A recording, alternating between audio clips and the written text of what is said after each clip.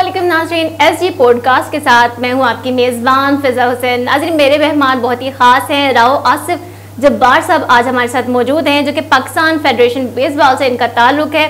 Coordinator हैं game के planning and development, coach हैं नेशनल बेसबॉल के और हेड कोच हैं ब्लाइंड बेसबॉल के। इनसे जानते हैं कि किस तरह से सारी चीज़ों को लेकर चलते हैं। अस्सलामुअलैकुम। वालेकुम अस्सलाम। कैसे हैं सर आप? थैंक यू जी, अल्हम्दुलिल्लाह। फ़िज़ा, बहुत शुक्रिया आपका, थैंक यू वेरी मच, और आपके इदारे का जो बिहाफ ऑफ पाकिस्तान फेडरेशन और बेसबॉल के बिहाफ पे आपने मुझे मौका दिया अपने ख़यालात आप दोस्तों तक और आपकी ऑडियंस तक पहुँचाने के लिए, तो thank you very much. Sir, Pakistan federation baseball के कोऑर्डिनेटर हैं आप, तो किस तरह से जो कोऑर्डिनेटर की जिम्मेदारियां होती हैं वो क्या होती हैं और कैसे आप निभाते हैं? जी, बेसिकली कोऑर्डिनेटर जो चीज़ होती हैं कि डिफरेंट सेगमेंट्स को ना एक दूसरे के साथ इंटरकनेक्ट करके और उनको कोऑर्डिनेट करना, कन्वे करना, फेडरेशन का मैसेजेस डिपार्टमेंट को और डिपार्टमेंट का फेडरेशन के साथ वो एज ए लिंक अप काम कर रहा होता है। तो रोल्स मेरे इसी तरह ही हैं कि गेम डेवलपमेंट के हवाले से जो भी हमने फर्दर डेवलपमेंट करनी है तो उन सबको लुक आफ्टर करता हूँ। रिसेंट पास्ट में अभी हमने जो secondary board of intermediate and education है उसमें ऑल पाकिस्तान बोर्ड में हमने बेसबॉल को अपनी को एफिलिएट किया है। उससे पहले हम HEC के साथ रिकॉग्नाइज्ड है। पाकिस्तान की जितनी भी चार्टर्ड यूनिवर्सिटीज़ हैं जो HEC के साथ हैं उसमें बेसबॉल शामिल है। तो उसी स्टेप अप करते हुए अब हम बोर्ड लेवल तक भी आ गए हैं कि पाकिस्तान के जो भी इंस्टीट्यूट्स पाकिस्तान के सेकेंडरी बोर्ड्स के साथ एसोसिएट है उसमें बेसबॉल कंपलसरी खिलाई जाएगी। सर, कौमी टीम की कोचिंग की, तो ये तजर्बा कैसा रहा? जी, बेसबॉल मेरे ब्लड में शामिल है, तो उस हवाले से जो कोचिंग का एक्सपीरियंस तो क्योंकि इधर अपने रीजन की टीम की भी कोचिंग करता रहा, फिर मैं जूनियर सेगमेंट से कोचिंग करते हुए मैंने इससे पहले अंडर 18 में पाकिस्तान को रिप्रेजेंट किया और एशिया कप में टीम को लीड भी किया और कोच भी किया। तो उसके बाद फिर स्टेप बाय स्टेप करता हुआ अभी पाकिस्तान नेशनल टीम के साथ कोचिंग पे आए हैं। सर, आप ब्लाइंड टीम के साथ भी आपने काम किया, उनकी कोचिंग की, तो उनके साथ तजुर्बा कैसा रहा? क्योंकि वो टोटली अलग वो ब्लाइंड है, मतलब डिफरेंट है उनसे, तो वो तजुर्बा कैसा रहा? जी फ़िज़ा, वो एक ऐसा एक्सपीरियंस है कि जिसको लफ्ज़ों में एक्सप्रेस करना थोड़ा सा मुश्किल हो जाता है। बेसिकली ब्लाइंड नहीं कहूँगा, उन्हें स्पेशल लोग कहूँगा। एग्जैक्टली। ठीक है, वो स्पेशल लोग ऐसे थे कि मुझे 2014-15 में इटली में ये गेम जो था बेसबॉल का ब्लाइंड का जो सेगमेंट था वो इटालियन इसको करते थे। तो उसमें फिर इटालियन के साथ एसोसिएट हुआ। उसमें कुछ पाकिस्तानी नज़ाद इटालियंस थे। गुलाम सरवर साहब हैं, मंडी बहाउद्दीन से उनका पाकिस्तान से नेटिव ताल्लुक़ है, लेकिन वो इटालियन नेशनल है। तो इस गेम के डेवलपमेंट के और इसके कोऑर्डिनेट करते थे वहाँ जो वर्ल्ड में थी, और जो वर्ल्ड बेसबॉल सॉफ्टबॉल कॉन्फेडरेशन है उसके वो जो पैरा कमीशन है उसके वो मेंबर भी थे। तो उनके साथ कोऑर्डिनेशन हुई, तो वहाँ से स्टार्ट हुई। फिर हमारे फर्स्ट एवर जो WBSC के जो सर्टिफाइड कोच हैं specially for blind mister Fabio Zario, उन्होंने 2017 में पाकिस्तान विज़िट किया और उनके साथ फिर कोचिंग का सिलसिला स्टार्ट हुआ। कुछ फिज़िकली हुआ, कुछ ऑनलाइन चीज़ें होती रही, फिर ऑनलाइन कोर्सेज उनके साथ किया। सही। और 2018 में पहली पाकिस्तान की टीम ने इटली का विज़िट किया और यूरोपियन कप के लिए। तो वहाँ जो पाकिस्तान की कोई भी पहली टीम थी जिसने अपने फर्स्ट ओवरसीज़ टूर पे ही सीरीज़ विन की थी। ज़बरदस्त। तो टैलेंट के हवाले से तो अल्हम्दुलिल्लाह एक्स्ट्रा ऑर्डिनरी बच्चे हैं। और मैं ये अक्सर दोस्तों में बैठ के जिक्र करता हूँ कि जो ब्लाइंड से के साथ जब से मैंने काम किया है तो मेरा जो ग्रोथ थी ना वो मल्टीप्लाई बाय 2 और 3 हो गई है चीज़ों की। जी, उनकी दुआओं के साथ, उनकी उसके साथ। तो अक्सर वो मुझसे क्वेश्चन भी करते हैं कि जी आपको क्या फ़ायदा होता है कि जी आप ब्लाइंड्स के लिए जा रहे हैं, वर्किंग कर रहे हैं, उनको घरों से बुलाते हैं, करते हैं सब चीज़। तो वो मैं कहता हूँ कि यार मुझे बस एक दिली सेटिस्फेक्शन होती है कि यार मैंने जो इज़्ज़त कमाई है स्पोर्ट्स से तो मैं यहाँ डिलीवर कर पा रहा हूँ। तो वो उधर मैं अगर 1% डिलीवर कर रहा हूँ तो अल्लाह ताला की तरफ से 10 से 15%, 100% बल्कि उसकी रहमत मेरी तरफ आ रही है। सर, जब आपने स्टार्ट किया बेसबॉल को ज्वाइन किया तब से लेकर अब आप बेसबॉल को कहाँ देखते हैं? कितना डिफरेंस है? कितना आपने उसमें डेवलपमेंट में आपने हिस्सा लिया? मैंने फिर स्टार्ट की थी when I was in school. अब्बा मेरे एयरफोर्स में थे तो हम PF बेस सरगोदा पे होते थे। PF कॉलेज सरगोदा में मैं पढ़ता था। तो सिंस 1992 की बात है।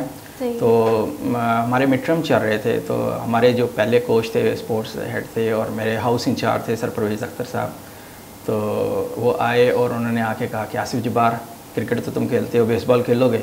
मैंने कहा सर मैं अभी खुद आपसे बात करना चाह रहा था कि जी अभी कुछ दिन पहले उसकी आपको शौक था शुरू से ही? वो बस मैंने टीवी पे नेशनल देखी, तो उसके बाद फर्स्ट एवर जो इनकी इंटर स्कूल नेशनल चैम्पियनशिप हुई तो मैंने अपने डिवीज़न को रिप्रेजेंट किया और बस वहाँ से सफ़र शुरू हुआ और बस वो इंटरेस्ट डेवलप होता चला गया और अल्हम्दुलिल्लाह मैं जितना अच्छा प्लेयर नहीं था जितने अच्छे मुझे कोचेस मिले। सही, उन्होंने मुझे यानी बहुत कि प्लेयर अगर बहुत अच्छा है उस पे कोच का बहुत ज़्यादा हाथ होता है। जी डेफिनेट। आपको देखिए जो कोच है ना वो एक साइकोलॉजिकली आपको वहाँ से ट्यून अप कर देता है कि जो अंडर डाउन बंदा भी वो जाके वो कर आता है कि जो आप उससे अगर वैसे उसको भेजें तो शायद कभी भी ना कर पाए।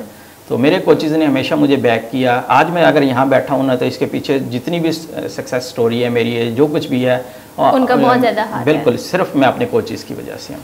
सर जो पाकिस्तान के टैलेंटेड खिलाड़ी हैं उनको आगे आने के लिए, टीम में अपनी जगह बनाने के लिए टिकट ख़रीदना पड़ती है? देखिए चीज़ें हैं कि एक दौर था कि जब स्पॉन्सरशिप बहुत ज़्यादा थी। जब मैंने स्टार्ट किया तो उस वक्त क्रिकेट को एक विल्स के नाम से एक उनका ब्रांड नेम था एक ऑर्गेनाइजेशन का, टबैकोज़ का, और हमें रेड एंड वाइट स्पॉन्सर करता था। दूसरी कंपनी थी और उसका ब्रांड था रेड एंड वाइट के वाले से। हम इक्वल ही डेली अलाउंस लेते थे, इक्वल ही मैच यूनिफॉर्म होते थे, सब चीज़ सेम स्टैंडर्ड पे होती थी। और फिज़ा उस वक्त एक सिर्फ न्यूज़ चैनल होता था पीटीवी स्पोर्ट्स, और पीटीवी सिर्फ होता था, पीटीवी स्पोर्ट्स भी नहीं होता था। यानी भरपूर कवरेज होती थी? भरपूर कवरेज होती थी। मेरे जैसा बंदा उस वक्त अपने इलाके में स्टार के तौर पे माना जाता था कि जब मैं जुमे की नमाज़ पढ़ने जाता था तो या तो जुमे से पहले हमारा मैच आता था या जुमे के बाद आ रहा होता था, तो बच्चे पूछते थे आज मैच आएगा जी आपका? तो मैं हंस के कहता था आज नहीं, नेक्स्ट आएगा, आज फलां मैच आएगा। तो अल्हम्दुलिल्लाह सेलिब्रिटी फील करते होंगे खुद? बिल्कुल, उस वक्त हमने वो फेम देखा। अच्छा, दरमियान में जब टबैकोज़ पे बैन हुआ और टबैकोज़ के हटने से बहुत सारी हमारी नहीं बहुत सारी स्पोर्ट्स सफ़र हुई जिनके स्पॉन्सरशिप्स इन जैसी ऑर्गेनाइजेशंस के साथ एसोसिएट थे और उनकी डेवलपमेंट भी वहीं रुक गई। तो हमारा जो उस वक्त जब हम उस दौर में देखें तो हम एशिया में 6ठे नंबर पे थे और उससे हम फिर और वर्ल्ड में हमारा जो नंबर था वो 21 था। सही। तो आज हम स्पॉन्सरशिप्स ना होने की वजह से, इवेंट्स में लैक होने की वजह से, इसी किस्म के मसाइल जैसे आपने जिक्र किया था कि फुल टीम ना ले जा पाने की वजह से तो परफॉर्मेंस सफ़र होती है डेफिनेट। ठीक। सर पाकिस्तान बेसबॉल डेवलपमेंट और जो इवेंट मैप्स हैं वो क्या हैं? बेसिकली डेवलपमेंट के हवाले से तो अभी अल्हम्दुलिल्लाह हम बहुत सारी जो इरा था ना एक हमने बिल्कुल। तो सैयद खावर शाह साहब के दौर में जब उन्होंने शुरू की थी तो उस वक्त जो वर्किंग की तो उनके जाने के बाद जब टेक ओवर सैयद फ़खर अली शाह ने किया उनके साहबजादे ने, और वो क्योंकि उनका प्रोटअप सारा फ़ॉरेन का था, यूएस का था, तो वो वहाँ इस गेम को, क्योंकि वो यूएस जो है वो इस गेम का होम टाउन माना जाता है, उनके घर की गेम मानी जाती है। उन्होंने उस ब्लॉक को देखा, वहाँ बहुत सारी चीज़ें लाए, पाकिस्तान में आके हमने उन डायरेक्शंस पे काम करना शुरू किया कि हमने पुरानी जो लोग थे और नया विजन उसके अंदर ऐड किया और हमने फिर अपने सिस्टम को गेयर अप किया। अगर आप हमारी डेवलपमेंट देखें आफ्टर 2018 से स्टिल अब तक हमने 2 वर्ल्ड क्लासिक को जो वर्ल्ड कप के क्वालिफायर हैं वो खेल चुके हैं।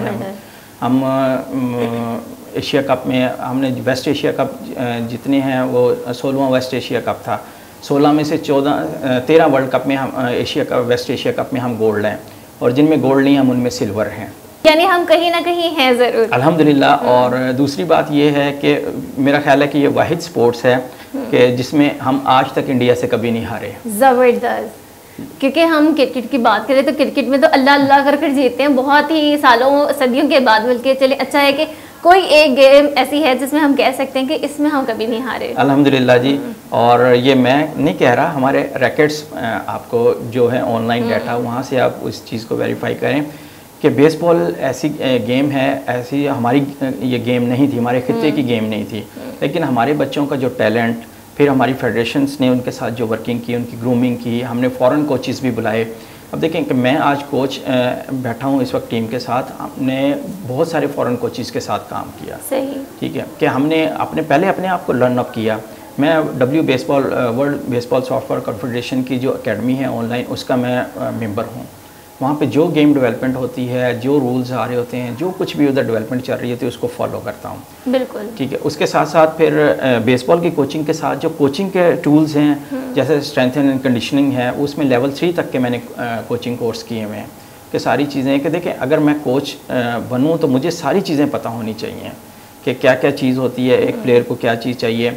उसके बाद साइकोलॉजिकली जो हैं जो चीज़ें हैं, कोर्सेज़ हैं, डिफरेंट शॉर्ट कोर्सेज हैं ऑनलाइन अवेलेबल हैं, वो अच्छा वो भी करवाने होते हैं। बेसिकली देखें एक कोच है ना कि वो कोच ने अपने प्लेयर को अप एंड डाउन, तो हम उसको फिजिकली देख के या उसको साइकोलॉजिकली बात करके देख लेते हैं कि ही इज़ अप और डाउन।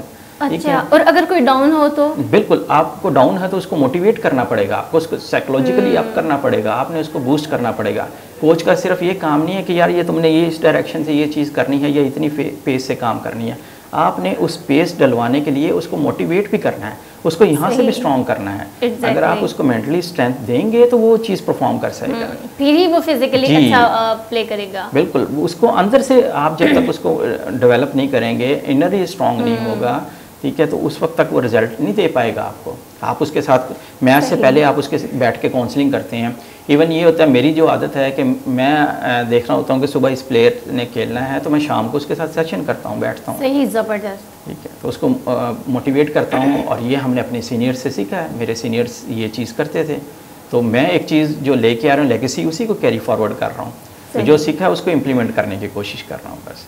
सर, जो पाकिस्तान बेसबॉल फेडरेशन है, जो रोड मैप टू ओलंपिक्स आपने 2028 तक तैयार किया, वो बताएं थोड़ा। जी, बेसिकली इस वक्त जो फोकस है पाकिस्तान फेडरेशन बेसबॉल का, वो है रोड टू ओलंपिक 2028। सर 28 तक का तैयार किया हुआ है? जी अल्हम्दुलिल्लाह। देखिए, जब आपने कोई बड़ा मार्क विजन रखते हैं तो आपको फिर लंबी दौड़ लगानी पड़ती है। ठीक है, देखें उसमें अब नेक्स्ट ओलंपिक है, उसमें बेसबॉल शामिल हुई है, क्योंकि इससे पहले जो ओलंपिक्स थे उसमें से बेसबॉल को स्किप अप किया हुआ था। अच्छा। तो अब दोबारा से एफिलिएट हुई है, उसके अंदर ऐड किया है, ये ओलंपिक की गेम ही। लेकिन होता ये है कि जब कोई भी होस्ट ले रहा होता है तो वो उसमें उसकी मर्ज़ी होती है कि उस गेम की उसके पास फैसिलिटी है या नहीं है, तो उसको प्लस माइनस कर देते हैं। तो नेक्स्ट अब जो है वो लॉस एंजल्स में होने जा रहा है, तो उसमें बेसबॉल शामिल है क्योंकि उनके घर की गेम है, वो वहाँ तो ऐड होना था। तो हमारा जो फेडरेशन का गोल है वो रोड मैप जो है वो ओलंपिक में क्वालिफाई करना है, और ओलंपिक को क्वालिफाई करेंगे तो इंशाल्लाह ये पाकिस्तान को एक और होप नज़र आएगी कि जो इस वक्त पहले हमारे पास टीम स्पोर्ट्स में ओलंपिक की होप होती थी हॉकी की, लेकिन हॉकी डाउनफॉल होने की वजह से लोगों की ओलंपिक के अंदर इंटरेस्ट ही ख़त्म हो गया, होप्स ही ख़त्म हो गई है। तो इंशाल्लाह पाकिस्तान फेडरेशन अपने कौम को एक नई होप्स देने की तरफ वर्किंग कर रही है, और मेरे रब ने चाहा तो इंशाल्लाह हम उसमें अपनी नेशन को एक अच्छी खबर देंगे या एक होप्स डेवलप करेंगे अपने को। सर, आप तेहरान में जो सिल्वर मेडल हुआ था तो उसमें भी आप एज अ कोच उसमें शामिल थे जी, तो आपका वो एक्सपीरियंस एज अ कोच वहाँ पर होना वो भी थोड़ा बताइए, और आपने खुद किस लेवल तक मतलब खेले कि आपको उन्होंने शामिल रखा, बड़ी बात है। लेकिन फिज़ा, मैंने आपको थोड़ा जब इंट्रो में डिस्कस हुआ था कि मैं 92 से इस बेसबॉल के साथ एसोसिएट हूँ, तो मैं एज ए प्लेयर खेला, पहले जूनियर खेला, मैंने अपना कैरियर इंटर स्कूल से शुरू किया, यानी जूनियर से भी नीचे से शुरू किया कि आपने स्कूल में जो गेम होती है तो वहाँ से स्टार्ट किया, और खेलते खेलते मैंने अपने सबसे पहले रीजन को खेला, रीजन के बाद फिर मैंने आपने अपनी बेस स्ट्रॉन्ग की। जी, मैं बेसिकली नीचे से खेलता आ रहा हूँ, ग्राउंड से मैंने स्क्रैच से आप जिसे कहते हैं कि वहाँ से गेम शुरू की है, तो बहुत सारी चीज़ें होती हैं। और उसके बाद जब मैं एक स्टेज पे आया तो बेसिकली फोकस ये होता है कि आपने प्रोफेशनल खेलना है कि वो क्या करना है। तो मेरा फोकस, क्योंकि डिपार्टमेंट मैंने ज्वाइन नहीं किया था, तो मैंने अपनी जॉब प्राइवेट सेक्टर के साथ शुरू की, तो मैं उसमें जो थी कि मेरी जो 100% जो एक्टिविटीज़ थी वो स्टॉप हो गई कि मैं नेशनल, देखिए अगर आपने पाकिस्तान के साथ कैरियर शुरू रखना है तो आपको उसी तरह का प्लान रखना होगा। एक प्लेयर की कि वो 5 डे की उसकी जॉब है कि अगर वो डेली उसकी एक्टिविटी करेगा तो अपनी जगह पक्की रखेगा। तो क्योंकि मैं अपना गुजर बसर करने के लिए जॉब करता था प्राइवेट सेक्टर के साथ, तो लिहाजा मैं थोड़ा सा आहिस्ता आहिस्ता पीछे होता चला गया गेम टीम के साथ। लेकिन उस दौरान फिर मैंने क्या किया कि अपने आप को कोचिंग वाली साइड पे ले आया। उधर मैंने कोचिंग के कोर्सेज किए, गेम डेवलपमेंट की, ठीक है, और फिर मैंने अपने जो था रीजन की कोचिंग स्टार्ट की, फिर मैंने अपने सूबे के साथ काम किया, फिर मैंने 2018 में एशिया कप में पाकिस्तान जूनियर अंडर 18 जो टीम थी उसकी कोचिंग की, उसके साथ वर्किंग स्टार्ट की, और फिर 2018 के साथ ही फिर मैं ब्लाइंड सेगमेंट के साथ आ गया। और ब्लाइंड सेगमेंट में पाकिस्तान में स्टार्ट किया और उसको परफॉर्म करते करते अल्हम्दुलिल्लाह अब WBSC का जो कोचिंग पैनल है फॉर सार्क कंट्रीज़ उसका मैं मेंबर हूँ।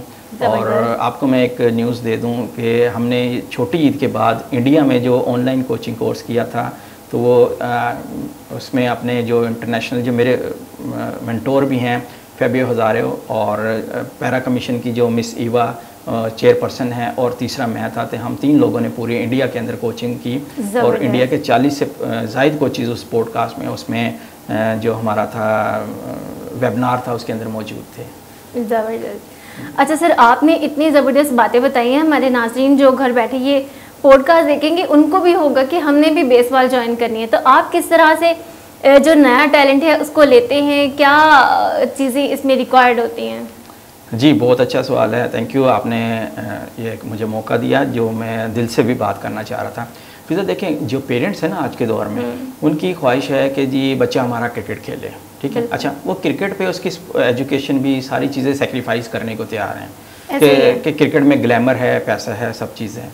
अच्छा, मैं एक छोटी सी चीज़ यहाँ पे ऐड कर दूँ कि अगर मैं पेरेंट्स से जो भी इस वक्त हमारी पॉडकास्ट देख रहे हैं, मैं उनसे एक वो अपना प्रपोजल रखता हूँ कि जी अगर आपका बच्चा स्पोर्ट्स भी करे और एजुकेशन भी करे और उसके कैरियर की भी रिस्पॉन्सिबिलिटी हम लेते हैं, तो आपको कैसा फील होगा बीइंग पेरेंट। अगर मैं ये बात करता हूँ, देखिए लफ्ज़ों में बयान नहीं होगा सर। बिल्कुल ऐसे ही है। देखिए, हमारी फेडरेशन ने बच्चों को हम लेके आते हैं, उनको जो अच्छा बच्चा मेहनत करता है उसकी स्कूलिंग, उसकी कॉलेज एजुकेशन टोटली, अगर बेसबॉल का बच्चा है तो उसको यूनिवर्सिटी में भी एडमिशन फ्री ऑफ कॉस्ट मिलेगा। अच्छा प्लेयर है तो यूनिवर्सिटी स्कॉलरशिप भी पे करती है। और अभी तो हम अल्हम्दुलिल्लाह इस स्टेप पे आ गए हैं कि ये पहले साल हमने 2 बच्चे जापान में भेजे हैं जो उधर पढ़ भी रहे हैं और स्कॉलरशिप्स भी ले रहे हैं और बेसबॉल की ट्रेनिंग भी ले रहे हैं। और नेक्स्ट जो है आपके पॉडकास्ट के हवाले से कि ये बिल्कुल ऐसे मौके पे है कि हमें 5 work permit for next year फिर ग्रांट हुए हैं कि सिर्फ उन बच्चों की परफॉर्मेंसेस की वजह से। आपका बच्चा है, टैलेंट है उसमें, आप अपने बच्चे पे देखें।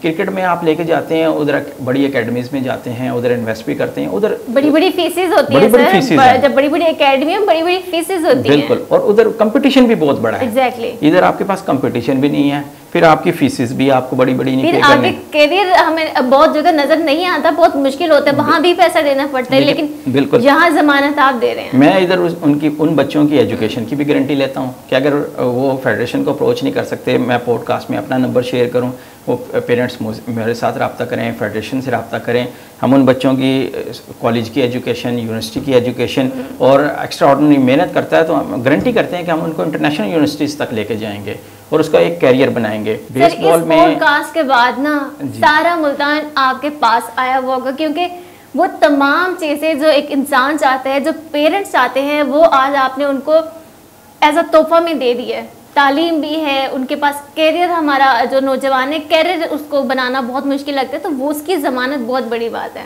देखिए बेसबॉल की जो, बल्कि मेरा भी दिल कर रहा है कि मैं भी बेसबॉल ज्वाइन कर लूँ। जी फिजा, बिल्कुल हमारी वुमेन की टीम है माशाल्लाह, बहुत अच्छी और टीम है। अच्छा, दूसरी एक चीज़ सॉरी बीच में स्किप कर गया, हमारे पास डिपार्टमेंट्स भी हैं कि जो बच्चों के रोज़गार भी देते हैं। मेरे पास ऐसे बच्चे भी हैं कि जिनकी अगर क्वालिफ़िकेशन आप बैकग्राउंड देखें स्पोर्ट्स की वजह से, क्योंकि पास्ट में हमारे पास ये ऑप्शंस नहीं थे, यूनिवर्सिटीज़ वाले या एजुकेशन वाले, ये हमने डेवलपमेंट करके ये चीज़ें इधर पहुँची हैं। तो हमारे पास ऐसे बच्चे भी हैं कि जिनकी अगर क्वालिफ़िकेशन देखी जाए कुछ भी नहीं है, आज वो डिपार्टमेंट में ग्रेड 17 में, ग्रेड 18 में अपनी गेम परफॉर्मेंसेस की वजह से जो वेजेस हैं वो 17 और 18 ग्रेड्स के अर्न कर रहे हैं। बड़ी बात। तो ये सिर्फ ड्यू टू इस गेम। अगर वैसे अगर उनकी, वो बच्चे खुद भी कहते हैं कि अगर हम अपने क्वालिफ़िकेशन पे होते तो शायद हमें उस डिपार्टमेंट के दरवाजे के सामने से भी ना गुजर सकते। सिर्फ गेम की वजह से आज हम इस काबिल हैं कि हम इस डिपार्टमेंट में सर्व कर रहे हैं और इसके लिए खेलते हैं और अल्हम्दुलिल्लाह अपना घर अच्छे तरीके से चला रहे हैं। सर, इतनी ज़बरदस्त ये जो अपॉर्चुनिटी आप दे रहे हैं, तो हुकूमत स्पॉन्सर नहीं कर रही क्या? देखिए हमारे यहाँ ना हुकूमत, आपको पता है कि एक तो हर चीज़ को जो चीज़ें हैं ना हम हुकूमत पे मलबा डाल देते हैं। देखिए हुकूमत का काम जहाँ तक होता है वो चीज़ों को अपने तौर पे, पाकिस्तान स्पोर्ट्स बोर्ड एक इदारा है जो कि स्पोर्ट्स को मॉनिटर और मैनेज करता है, ठीक है। तो वो जहाँ तक उसकी कैपेसिटी है वो हमें सपोर्ट भी करता है, हमारे साथ वर्कआउट भी करता है, सारी चीज़ें हमें प्रोवाइड भी करता है। देखिए फिर इस चीज़ में मैंने आपको स्टार्ट में एग्जांपल दी थी 2 ऑर्गेनाइजेशंस की, ठीक है, कि 2 ब्रांड्स नेम बताए थे।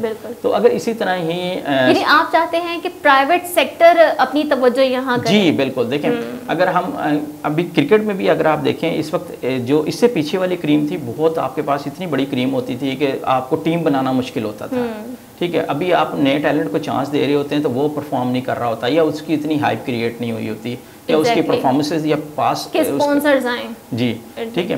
तो उससे पहले क्या होता था कि डिपार्टमेंटल बहुत था, बैंक्स आपकी टीमें बना रहे होते थे, आपकी कायदेआज़म ट्रॉफी इतनी बड़ी ट्रॉफी होती थी कि बाहर से भी प्लेयर आने को तैयार होते थे, ठीक है। आज आपका सेंट्रल कॉन्ट्रैक्ट का प्लेयर भी आपका सेंट्रल कॉन्ट्रैक्ट अपनी लीग छोड़ के, यहाँ का इवेंट छोड़ के बाहर खेलने के लिए जा रहा होता है, क्योंकि हमने अपने मुल्क में प्लेयर्स के लिए पैसा ही नहीं छोड़ा, हमने कॉर्पोरेट्स को नहीं इन किया बीच में। अब प्राइवेट सेक्टर्स जो है अगर वो इस वक्त अपना रोल प्ले करें, थोड़ा सा भी इसके ऊपर कोई ज़्यादा लंबा विजन नहीं, हम 2-2 साल की मैं प्रपोजल देता हूँ कि एक कॉर्पोरेट आए और एक फेडरेशन को ले और उसके साथ 2 साल वर्क करे। 2 साल बाद अगर वो फेडरेशन परफॉर्म नहीं करती, वो रिजल्ट नहीं देती, तो उस फेडरेशन को भी पाकिस्तान स्पोर्ट्स बोर्ड उसको मॉनिटर करे और उसको उसके ऊपर उससे आंसरेबल हो। और कॉर्पोरेट को तो देखें अगर वो स्पॉन्सर करते हैं तो उसके बेनिफिट्स एफबीआर में और दूसरी जगह पे भी हैं, और एक नेशनल सर्विस भी है, ठीक है, कि आप अपने मुल्क की सर्विस कर रहे हैं किसी भी सेगमेंट के हवाले से। तो अगर इस तरह दर्द दिल रखने वाले कॉर्पोरेट लोग थोड़ा सा इस चीज़ को फोकस करें तो स्पोर्ट्स ये कि देखिए स्पोर्ट्स एक ऐसा है जो मुल्क का सॉफ्ट इमेज पूरी दुनिया में लेके जाता है, ठीक है। हम देखें कि अभी ईरान जब मैं गया तो उसमें सिर्फ पूरे उधर जंग का ही जिक्र होता रहा, ठीक है, कि जी पाकिस्तान ने यूँ किया, पाकिस्तान ने इंडिया के साथ ये किया, फलान किया।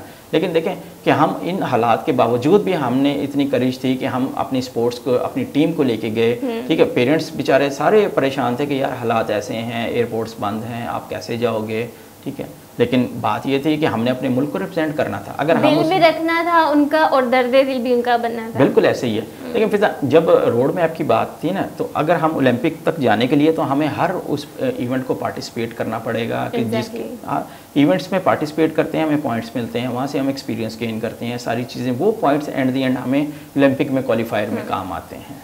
अच्छा सर, ये जो खेल है ये फुल टाइम एक खेल है जी बिल्कुल, तो इसमें आगे जो खिलाड़ी हैं उनका मुस्तकबिल क्या है? जी फिज़ा, वही मैं आपको बता रहा हूँ कि मैं अभी जो बात से उसी पिछली बात से लिंकअप करूँगा कि देखिए पेरेंट्स डाउटफुल होते हैं कि यार इस बच्चे का फ्यूचर क्या होगा, ठीक है। उस बच्चे के फ्यूचर के हवाले से तो मैं आपसे गारंटी कर रहा हूँ कि मैं उसकी एजुकेशन का भी रिस्पॉन्सिबल हूँ।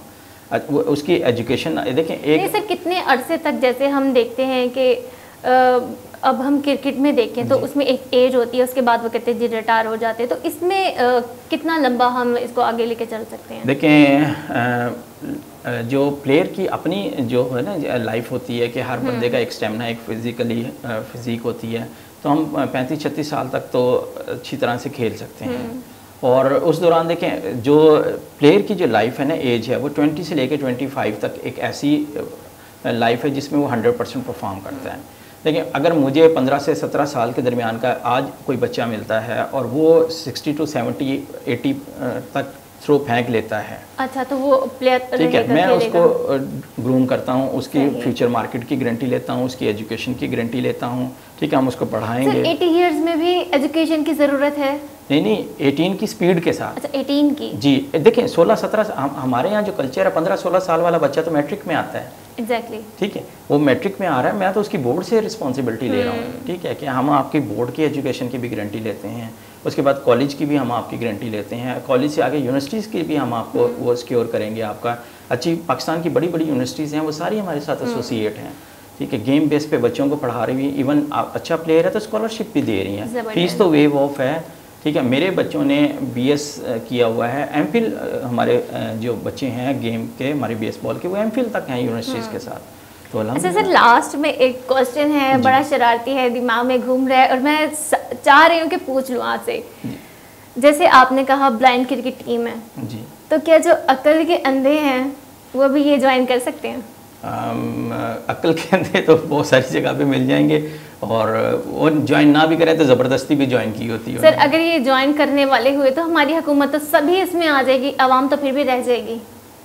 बस अब इस पे तो पॉलिटिकली साइड पे चला जाएगा, तो लिहाजा उस पर तो अब किसी भी जगह किसी भी मूड में बैठा है तो वो कहते हैं ना कि वो अकल के अंधा होने के लिए ना डिग्री होना ज़रूरी है, हो या ना हो, वो बंदा बोंगी तो किसी वक्त भी मार देता है। सही।